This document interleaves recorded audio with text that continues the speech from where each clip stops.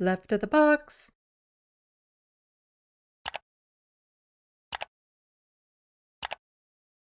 I've been in situations before, like I was part of a production, a play called Living Below the Line, talking about poverty and lived experience and stuff. And one time we were performing at a church, and there's a feedback, a talk back period after the performance.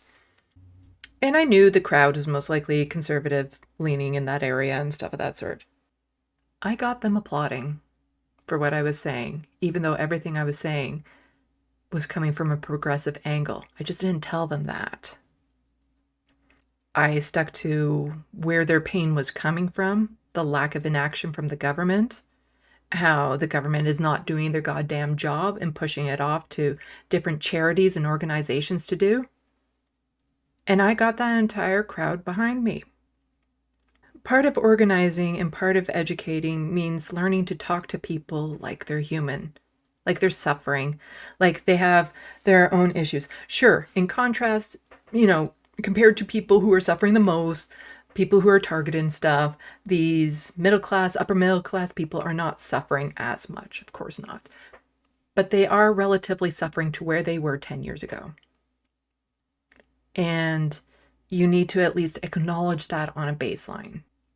It's not an impression Olympics or everything like that, but it needs to be, if you can actually target why they're suffering and talk to them on that level, as opposed to just saying you're being hateful, bigoted people because you're voting this way. That's how you can eventually get through to them. Like, the thing is that there is no one fix. You can't just say, this is how we reach all of them and it's going to get there. Because people who vote for Trump, who vote for the conservatives here, have their own baggage, their own reasons. And it's a multi-layered issue, and you need to have multiple lines of trying to break through. It's not a one-all fix.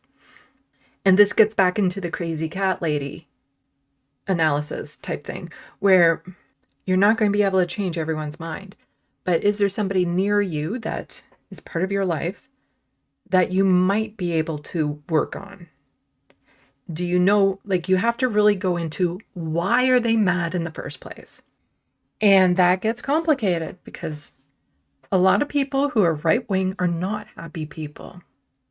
They grew up in a system, in a community that usually probably dismissed their pain, wouldn't allow people to express themselves, was forcing them to conform, most likely, some sort of abuse going on.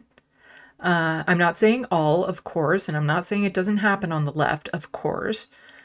I think statistically speaking.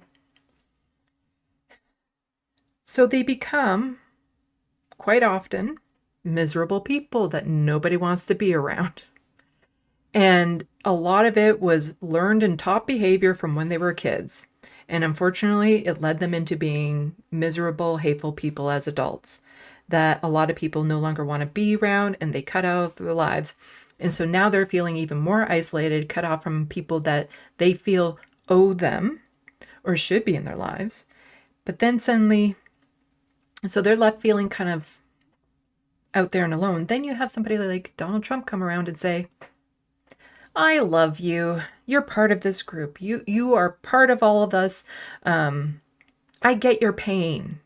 Even though he's lying through his teeth. I get your pain. I love you. You belong here. You belong with us. The absolute most powerful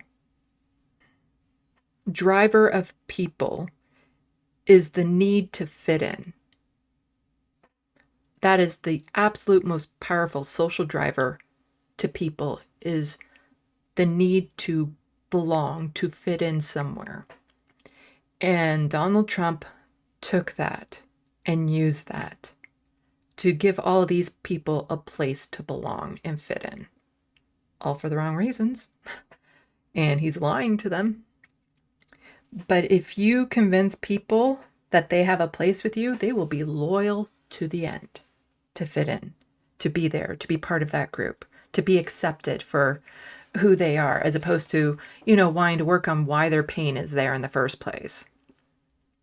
Because it's so much easier to project your pain on someone else, thinking that that's how you get rid of it, as opposed to just internalizing it and looking in and dealing with the painful issues to begin with and working them out.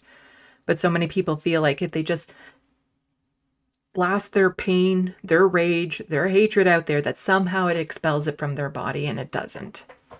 It just makes everyone else's lives more miserable. Out of frustration, yeah, it's easy to say that all people who voted for Trump are stupid and horrible people.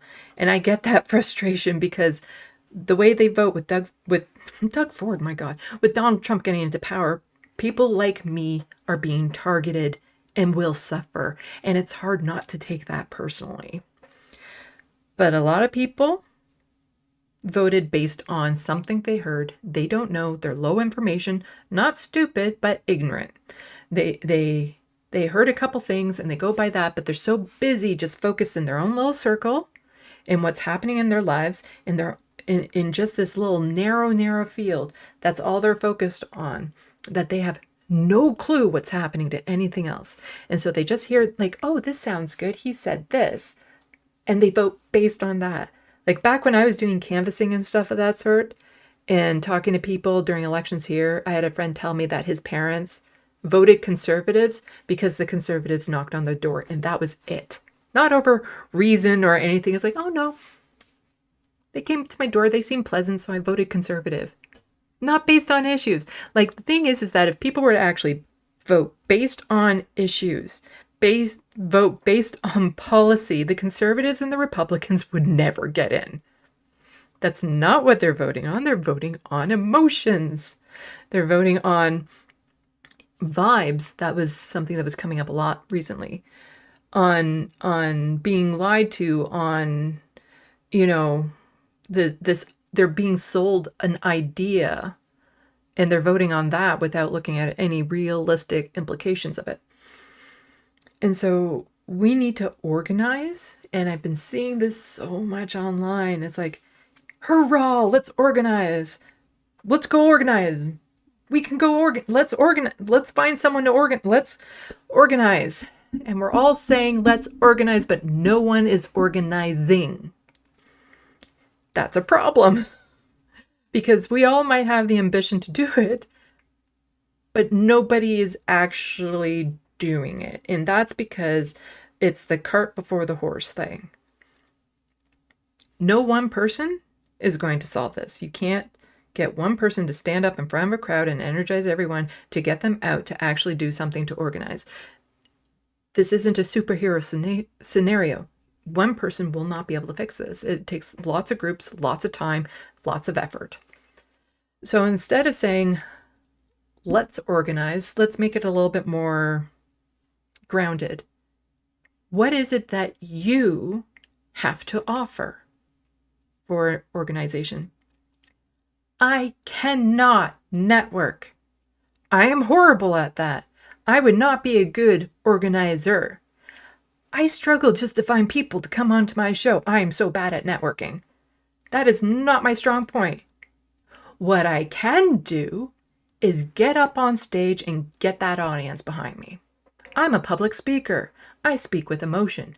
When I went to become a candidate for the NDP, my speech, I got people laughing. I got people almost to tears. And I got people like, I'm angry about that too. In the span of 5 minutes. That is what I'm good at.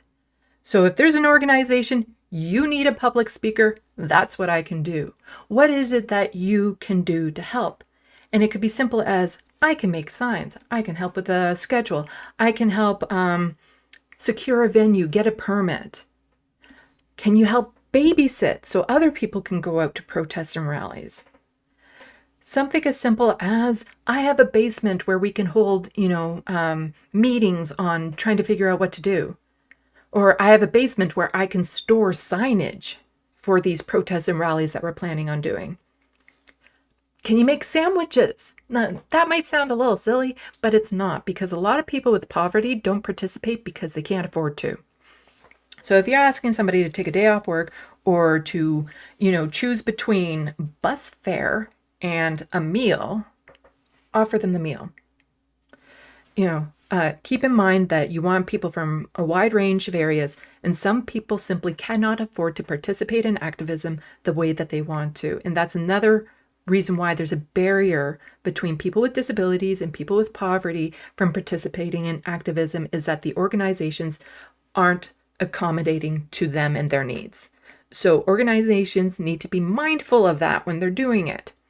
So, offer sandwiches to people who show up so that, they're not worried about going hungry. Offer transportation to locations. So even if you're unsure and you are wary about participating in a rally yourself, you're nervous about the crowds and stuff, can you drive? Can you drive people to that location, drop them off, and then pick them up at a prearranged location later on? People need to start announcing, what can you do to help with this organizing? And then when you get enough people, eventually one of those people will be, oh, do you know what? I can start putting all this together and be the manager to start putting all of this together and start connecting people so that you can start getting things done. Because it's like, I look at somebody like, a letter hack. You know what he could do? Signage. He can make signage like nobody's business, cartoons for people to promote and send out.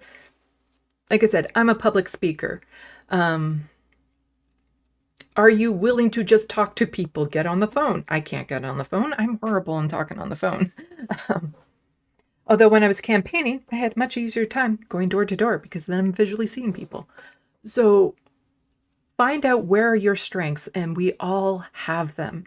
And if that strength is just simply showing up at the rally, that is still very needed and very important. And that's how you can contribute. You do what you can when you can. But it's important that we start now. Because, when a lot of these policies start going through and people are under attack and stuff, it's going to be a lot harder to organize when you're under that strain. So it's important that before Donald Trump gets into power, we have this period. This is when we start getting the organizations together, getting people connected and networked. This is where it starts. And so I will put it out there again. I'm a public speaker, something that a lot of organizations are in desperate need of. This is why when I volunteer with groups around here, they love having me on board because they know if they ever need somebody up on stage and MC whatever, I'm the person. Because most people, they say the statistic is, would rather attend their own funeral than to be a public speaker. I'll do it. So what are your strengths? Start telling other people what your strengths are, especially within your own communities, your own neighborhoods, and start networking like that. And that would be my suggestion for how we start to organize, instead of everyone just saying, let's organize. What can you do?